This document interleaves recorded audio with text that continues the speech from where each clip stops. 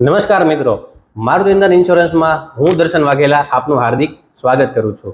મિત્રો, મેડિક્લેમ વિષય ઉપર અમારે લોકોને મળવાનું થતું હોય છે, ત્યારે તેઓ કહેતા હોય છે કે હું તમને વિચારીને કહીશ। 100% વિચારવું જ જોઈએ।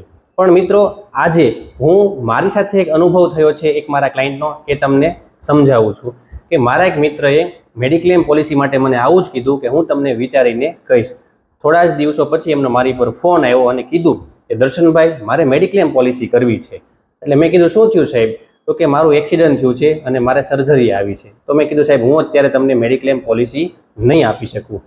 એવી જ રીતે રિસેન્ટલી મારા એક ક્લાયન્ટ સાથે મારે મળવાનું થયું, એમને મેં મેડિક્લેમ પોલિસી આપી અને ઓન ધ સ્પોટ તેને મેડિક્લેમ પોલિસી કમ્પ્લીટ કરી નાખી। અને 5 દિવસ પછી એમનું એક રોડ અકસ્માતમાં એક્સિડન્ટ થયું અને એમને સર્જરી આવી। તો આ સર્જરીનો ખર્ચ 4.5 લાખ રૂપિયા હતો। તો આ 4.5 લાખ રૂપિયા ઇન્સ્યોરન્સ કંપનીએ તેમને કેશલેસ કરી આપ્યું। શા માટે? કારણ કે એને મેડિક્લેમ પોલિસી એ જ દિવસે કમ્પ્લીટ કરી હતી, એટલા માટે આજે હોસ્પિટલનું બિલ ઇન્સ્યોરન્સ કંપનીએ ચૂકવ્યું હતું। તો મિત્રો, મારું તમને કહેવાનું છે કે જ્યારે પણ તમે મેડિક્લેમ પોલિસી માટે મળો છો તો ત્યારે તમે યોગ્ય નિર્ણય લઈને ડિસિઝન લઈને મેડિક્લેમ પોલિસી કમ્પ્લીટ કરી નાખજો। Thank you very much.